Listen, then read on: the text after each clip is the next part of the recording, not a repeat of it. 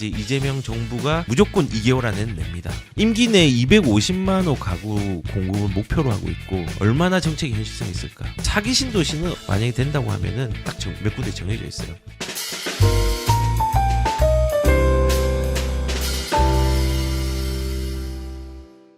이제 이재명 정부가 출범을 했습니다. 그리고 이제 부동산 정책을 펼칠 겁니다. 그러면 우리가 이제 어떤 상황이 연출될까? 요것들을 한번 생각을 한번 해봐야 되는데요. 어떻게 될까요? 얼마나 정책이 현실성이 있을까? 아마도 2개월 안에 무조건 2개월 안에는 냅니다. 그리고 2개월 안에 이제 조세 개편들이 있을 거니까 그거랑 맞물려서 좀 낼 것 같긴 한데 2개월 안에 냅니다. 그 근거는 뭐 확실하지는 않지만 박근혜 정부도 취임을 2월 25일 날 했는데 2013년도 4월 1일 날 첫 번째 정책을 냈고요. 문재인 정부도 2017년도 5월 10일 날 취임을 했는데 한 달 뒤인 6월 19일 날 첫 정책을 내고 그다음에 8.2 대책 이제 한 달 반 만에 8.2 대책을 냈죠. 그리고 윤석열 정부도 2022년도 6월 달에 6월 21일 날 첫 정책을 냈는데 5월 10일 날 취임을 했습니다. 각각 부동산 대책을 한두 달 안에 발표를 했습니다. 발표를 했는데 지금 이재명 정부에서 추구하고 있는 게 공급 대책이잖아요. 공급 대책. 근데 일단은요. 제가 한번 까겠습니다. 죄송합니다. 예. 공급 대책이 이렇게 못 냅니다. 결론부터 말씀을 드리면요. 우선 숫자부터 되게 어려운 숫자예요. 지금 보시면은 예전에 6월 4일이죠. 얼마 전이죠. 임기 내 250만 호 가구 공급을 목표로 하고 있고 어디에 얼마나 이제 4기 신도시 쪽하고 1기 신도시 정비하는 거 그다음에 이런 것들을 하고 하겠죠. 근데 이렇게 생각하시면 돼요. 250만 호라는 숫자가 어마어마한 숫자입니다. 노태우 정부 때 200만 호 건설했을 때 1988년부터 1991년까지 공급한 주택이 214만 호입니다. 이때 많이 낸 거 맞아요. 근데 그때는요. 공사 기간이 굉장히 짧았습니다. 지금은 공사 기간이 여러 가지 규제도 있지만요. 엄청 길어졌습니다. 뭐 지금 에너지 인증제라든지 층간 소음이라든지 뭐 그다음에 우리 뭐 여러 가지가 있잖아요. 여러 가지 지금 상황 때문에 공사 기간이 원래는 문재인 정부 이전에 3년이었는데 이제는 4년입니다. 일반적으로 4년입니다. 그래서 공기가 되게 긴데 이 250만 호가 어느 정도 수준이냐면 제가 숫자를 한번 대볼게요. 서울의 아파트 그냥 아실 기준으로 서울의 아파트 전체 세대수가 얼마냐면요. 아파트가 106만 세대입니다. 경기도 전체 모든 아파트 있는 아파트 탈탈 털면요 220만 호입니다. 인천의 아파트만 44만 호밖에 없습니다.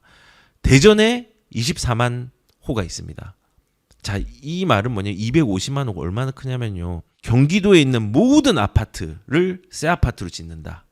플러스 대전이 한 24만 아파트 세대가 있거든요. 아파트가.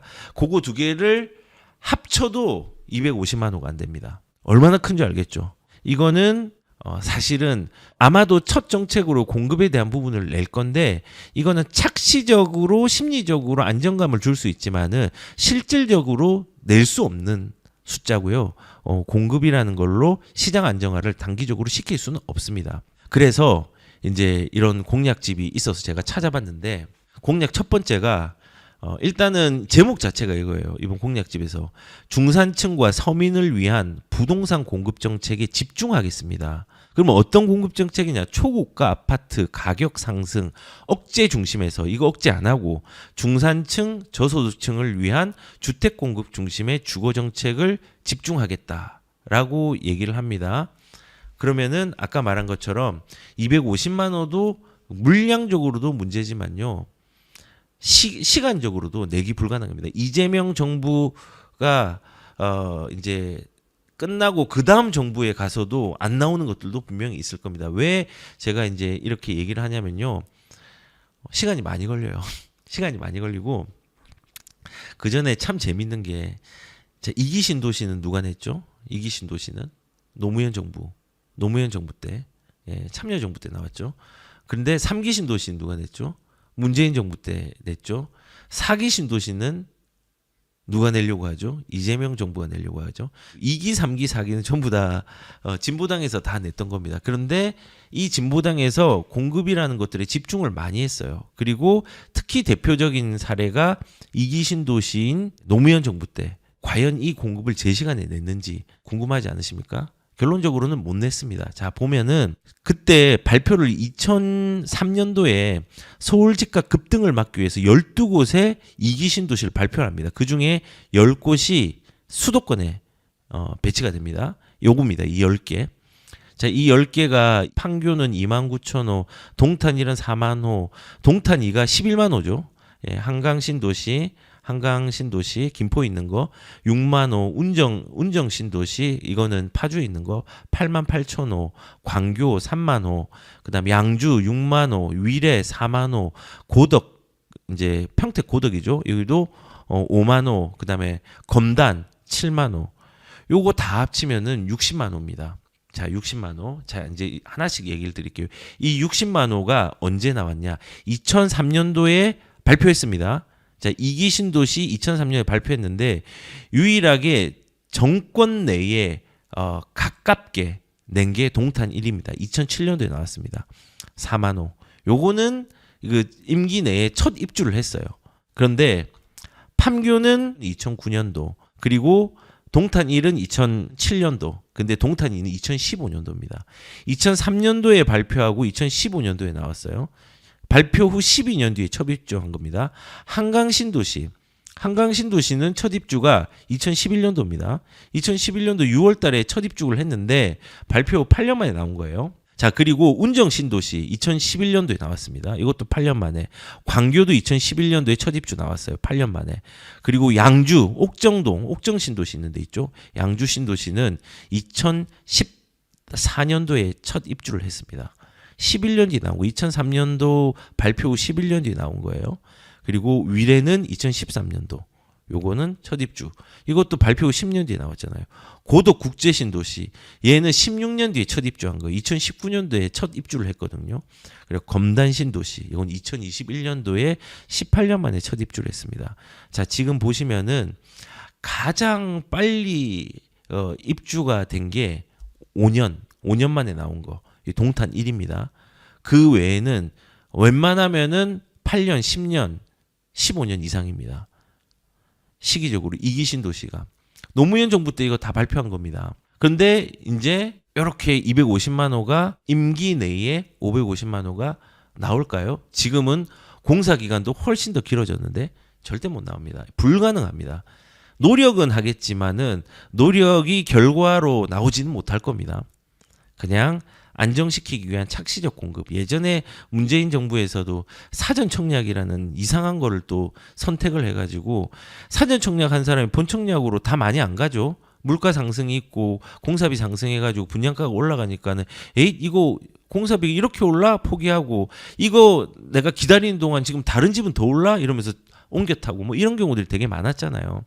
그래서 지금 이 공급은 2기 신도시도 이렇게 보면은 공급 시간을 맞추지 못했다. 그러면은 3기 신도시는 누가 했어요? 문재인 정부에서 했죠.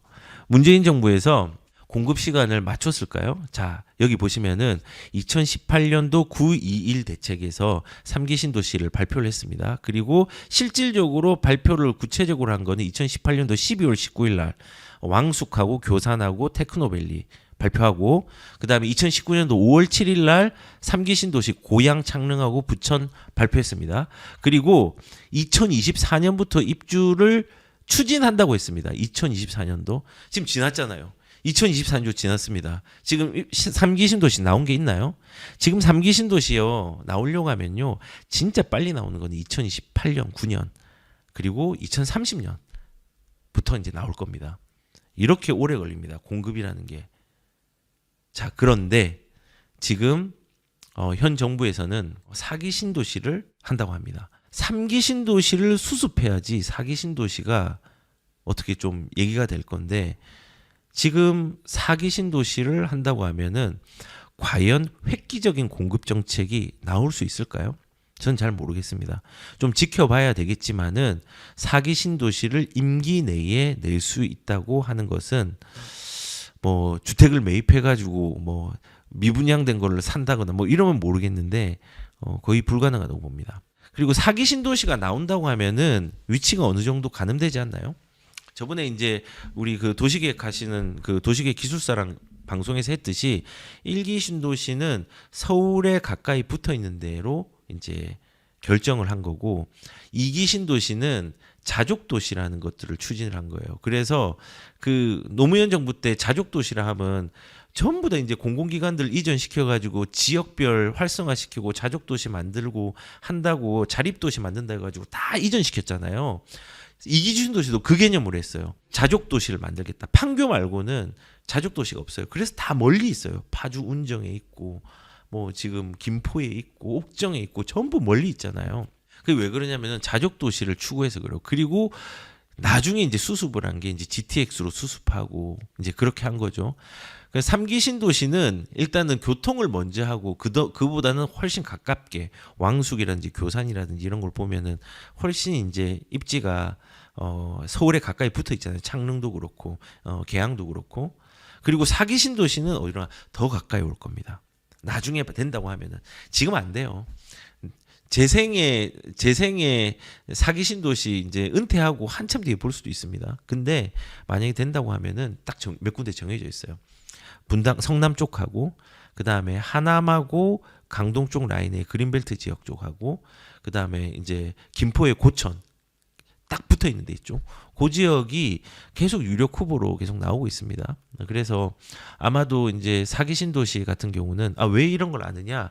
저도 도시계획을 전공했고 그리고 공무원도 했고 다 했잖아요. 뭐 그렇다고 다 알지는 않지만은 이제 좀 여러 카더라 통신에 의해서 좀 많이 정보를 들으니까 그런 것들이 좀 있다라는 걸 좀 알게 됐습니다. 그래서 뭐 일단은 2기 신도시, 3기 신도시, 4기 신도시 전부 다 진보에서 냈다.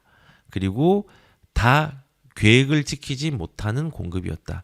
단 1기 신도시는 계획대로 되었고 임기 내에 진짜 첫 번째 타자가 노태우 대통령이었고 2기, 3기, 4기는 이제 이 민주당 측 이제 진보 쪽에서 잡았지만은 계획대로 실천을 못했다. 그리고 계획을 또 빠르게 실천한 사람이 누구냐? 이명박 정부 때는 내곡동, 세곡동, 자곡동 거기에 임기 내에 자기가 원했던 그런 그 이제 주택들, 임대주택이라든지 이런 공공주택들을 뽑아냈습니다. 참 신기하죠. 그래서 우선은 지금 제가 이제 요약을 하자면은 지금 정부에서 이런 얘기를 했습니다. 주택 공급을 주거 중심으로 이제 주택 공급을 열심히 하겠다. 라고 했지만은 계획 못 지킵니다. 3기 신도시 수습하고 정비사업들 더 잘 되게 하고 그다음 1기 신도시 빨리 활성화시킬 수 있도록 하는 방법이 훨씬 더 낫습니다. 그게 훨씬 낫습니다. 자, 그리고 저는 개인적으로 이제 앞으로 그러면은 이런 공급 정책보다 어떤 정책이 나와야 되는가를 좀 생각을 하면은 다주택자 세금을 풀어줘서 집중 현상을 분산 현상으로 퍼지게 해야 된다고 생각을 합니다. 지금 수도권에 많이 몰리고 있잖아요. 특히 서울에 거래가 활성화되는 것이 만약에 정부에서 무섭다고 하더라도 일단은 다주택자 세금 풀어서 집중 현상을 분산으로 하게 해야 됩니다. 세금 정도 풀어줘야죠. 그래야지 분산이 되죠. 여러 개를 또 살 수 있는 환경을 만들어주면 임차 시장도 훨씬 좋아지거든요. 그리고 두 번째는 정부에서는 거래가 활성화되는 걸 무서워해서 규제를 하면 안 됩니다. 이거 하다 보면 끝도 없습니다. 문재인 정부 때 봤잖아요. 근데 이거 안 한다고 했지만 저는 할 것 같아요. 할 것 같아요. 한번 보십시오. 너무 급하게 오르면은 정부 입장에서 다급해지거든요. 그 문재인 정부와 노무현 정부에서도 규제를 하면 속도가 빨라지는 걸 체험을 했지만은 정작 이렇게 올라가 버리면요. 정부 당사자 입장에서 내가 그 정부를 운영하라고 했다면 무서울 거예요, 분명히. 근데 이거를 무서워하면서 규제를 지나치게 하면요. 우리는 똑같은 실수를 똑같이 반복하는 겁니다. 역사가 있는 이유는요. 역사를 통해서 실수를 개선하고 앞으로 나아갈 방향을 잡는 건데 우리가 그런 방향들을 정부 입장에서 잘 좀 찾아봤으면 좋겠다는 생각이 듭니다. 그리고 공급 정책은 저는 이렇게 해야 된다고 생각합니다. 지금 이 정부에서 공급으로 승부를 한다고 했잖아요. 공급으로 승부를 하는 방법을 좀 제안을 하고 싶습니다. 첫 번째는요. 단기적으로는 세금과 거래를 완화해야 됩니다. 중기적인 공급을 활성화시키려고 하면요. 인허가 절차를 개선을 크게 해야 된다. 패스트 트랙이라든지 이런 걸 써가지고 그리고 사업성을 좋게 만들어주는 인허가의 방식들을 좀 채택을 해야 됩니다. 그 다음에 장기적으로는 신규 공급 계획들을 발표해가지고 이 세 개가 결합이 돼야 되지 장기적인 거 하나로만은 시장이 안정화가 될 수 없다라고 저는 생각을 합니다. 그리고 뭐 여기 보시면은 신축 수요에 방해되는 고분양가 문제를 해소를 위해서 해소 위한 방안을 마련하겠다고 하고 인허가 좋습니다. 빨리 한다고 하고 사업비 절감시켜 가지고 뭐 이제 분양가 인하를 하겠다라고 얘기를 합니다. 인허가 속도를 단축을 시키고 사업비를 절감. 근데 저는 이런 걸 좀 봤거든요. 주 4.5일제 기본 사회. 실생활 변화 기대 반 사회적 논의 부족 우려 반이라고 얘기를 했는데 이재명 정부는요 후보 시절에 대통령 후보 시절에 한국의 평균 노동 시간이 이제 OECD 국가 평균 이하로 낮추겠다고 했는데 일단은 그 낮춘다는 게 목표는 4일인데 그 중간에 과도기적으로 4.5일로 한번 가보자라고 이제 구상을 내놨었습니다.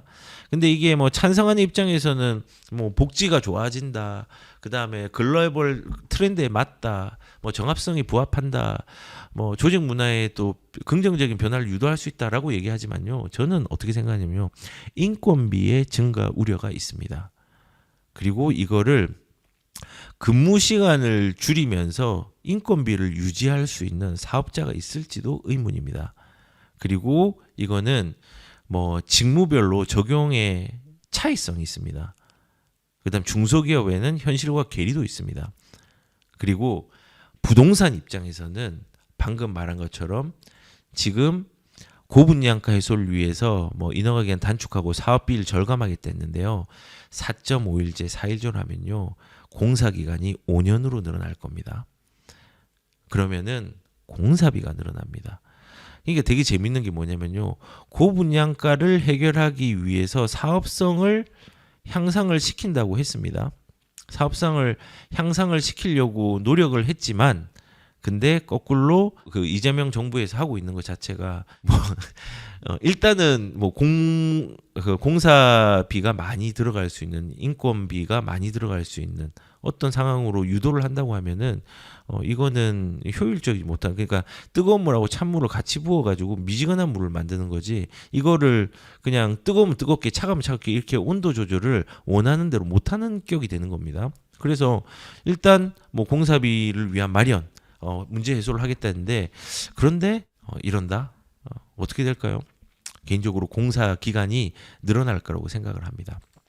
자, 그리고 또 보면은 사업성 제가 얘기를 했는데 사업성을 재건축, 재개발, 용적률, 건폐율을 완화를 추진을 한다고 합니다. 추진을 하는데 되게 재밌는 게 요 단서가 없으면 돼요.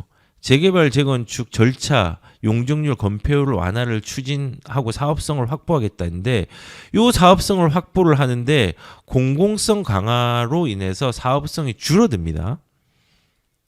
사업성이 줄어듭니다. 공공성 강화라는 원칙 자체가 이 자체가 사업성을 떨어뜨리는 거예요. 사업성을. 근데 공공성 강화의 원칙. 공공을 너무 좋아해요. 공공은 위에 있는 게 아니라 지원해 주는 거거든요. 도와주는 건데 주도하려고 해요. 공공에서 주도하려고 해요. 나중에 공공을 주도하면 어떻게 되는지 말씀을 드릴게요. 근데 공공성 강화 원칙 하에라고 얘기를 했잖아요. 요거 때문에 사업성이 떨어지는 거예요. 근데 이 공공성 강화가 되려고 하면은 일단은 이것도 우리의 어떤 세금들이 많이 들어갑니다. 보시면은 이건 오늘 기사네요. LH 부채 137조의 육박. 근데 107곳 비금융 공기업 중에 1등입니다. 1등. 그러니까는 이겁니다. 지금 그 사실은 그 LH 공사가 부채가 거의 출자금이 17%고 부채가 한 80%가 넘어요. 부채가 엄청 많습니다. 지금 부채가 높은 게 현재 문제는 아닌데 공공성을 1원칙으로 한 정책이 이 부채의 가속의 악셀레이터를 밟는다는 게 문제입니다. 부채는 생길 수밖에 없어요. 근데 이 부채가 가중되는 속도가 공공성 강화를 하면 커집니다. 왜냐하면 LH나 LH가 왜 부채가 커졌냐? 공공에서 하는 것들 사실 저렴하게 하려고 하면은 세금이 들어가야 되잖아요. 그 세금이 들어가는 거 일부는 인정해야 돼요. 근데 이 공공성 강화라는 게 1원칙이 되어가지고 용적률과 건폐율을 완화를 추진한다라고 하면요. 공공성 강화가 뭡니까? 임대주택 많이 올리고 지금 이제 뭐 임대주택에 대한 기부채납도 받고 그리고 택지 조성해서 그 안에서 공공 임대주택 같은 걸 굉장히 많이 넣고 뭐 이렇게 하면서 LH에 있는 돈들을 쓰겠다는 거잖아요. LH에 돈을 쓰면은 LH 돈은 또 중공무원이잖아요. 여기는 중공공기관, 공공기관이죠. 여기 누가 바치고 있는데요? 세금하고 이제 부채가 바치고 있는 거예요. 근데 이거는 이 정부 산하 기관들은요. 이 출자에 대한 부분 플러스 부채가 반드시 포함이 돼 있긴 한데 이 부채가 악셀레이터를 받는다는 거죠. 이제 공공주도로 간다고 하면은 공공주도로. 그렇다고 이 공공주도가 공공성을 강화해서 정부가 집값을 안정시켰을까요? 공공임대를 가장 많이 한 때가 언제였는 줄 아십니까? 임대주택을 확대하겠습니다. 노무현 사료관이죠. 예. 임대주택을 확대하겠습니다. 예. 노무현 정부에서 공공임대주택을 가장 많이 낸 정부가 노무현 정부입니다. 서민을 위해서 저소득층 주거 안정을 위해서 공급을 48만 2천 호를 냈습니다. 근데 노태우 정부 때랑 비교를 해봐야 돼요. 노태우 정부 때는 200만 호 건설을 했거든요. 그 210만 호 건설을 했을 때 임대주택은 18만 호밖에 안 됐습니다. 11만 호밖에 안 됐습니다. 근데 여기에 거의 4배 가까운 거를 노무현 정부에서 임대주택을 냈죠. 그리고 정부 3.0, 정부 공개를 하고 투명하게 하자고 했던 박근혜 정부 같은 경우는 박근혜 대통령은 23만 호 정도의 임대주택을 냈습니다. 이때도. 근데 노무현 정부 때 서민을 위해서 48만 호를 냈는데 노무현 정부 때 집값을 안정화시키지 못했습니다. 그리고 여기에 글을 읽어볼까요? 주택 공급은 시장 기능에 의해서 이거 그 업무 보고서입니다. 이제 그 국무회의나 이런 데나 이런 업무 보고서예요. 시장 기능에 의해서 해결되는 것이 있고 주택 공급은 시장에 맡기면 안 되는 것이 있다. 시장의 기능으로 해결되는 것은 중형 이상의 임대주택은 시장에 맡기고 시장이 해결하지 못하는 서민형 임대주택은 공공부문이 나서야 된다. 뭐 사업자가 부도가 나면은 입주자가 낭패를 보는 경우가 있는 민간 임대 사업자만은 믿업지 못하기 때문에 이에 대해서 대비는 맞죠. 근데 여기서 하는 게 민간은 못 믿는다는 거예요. 민간은 하면 안 된다. 너무 전적으로 믿으면 안 된다. 그리고 임대주택에 대해서 완결된 정책을 마련해야 되는데 여기에 걸림돌이 감세 정책이래요. 감세하는 게 걸림돌이라고 합니다. 아무튼 이렇게 해서 임대주택을 48만 호를 냈습니다. 48만 호를 냈는데 한번 보시면은 문재인 정부 때 가격들이 이렇게거든요. 문재인 정부가 아니고 노무현 정부 때 많이 올랐죠. 이때도 못 잡았어요. 그리고 지역별로 보면요. 서울 같은 경우는 이렇게 많이 올랐습니다. 이렇게 많이 올랐어요. 2003년부터 2008년도예요. 딱 임기 기간 동안이에요. 서울 같은 경우는 안 오른 데가 없습니다. 많이 올랐어요. 그 당시에 역대급으로 오른 거죠. 어떻게 보면은. 자, 거꾸로 물론 공공성 강화를 해가지고 집값이 그 요소 때문에만 이렇게 오른 건 아니지만요. 공공성을 강화를 했지만은 결국은 집값을 잡지 못했습니다. 공공성 강화의 원칙으로 이렇게 사업성을 완화해 준다고 했지만은 집값도 못 잡고 그 다음에 이 공공성 강화로 실질적으로 정부의 부채를 가속화시키는 악셀레이터를 밟을 수 있다고 생각을 합니다.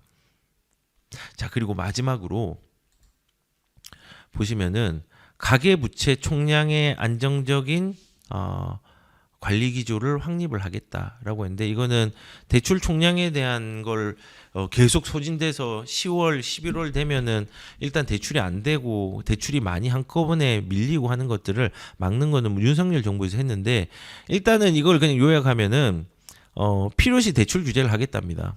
네, 필요시 대출 규제를 하겠답니다. 아마 이제 어떻게 나올지 모르겠지만은 진짜 그 단기적으로 정부에서 효과를 볼 수 있는 게 대출 규제입니다. 대출과 세금이 바로 이제 효과가 나오는 거예요. 일시적으로. 와, 이거 잡혔다라는 거.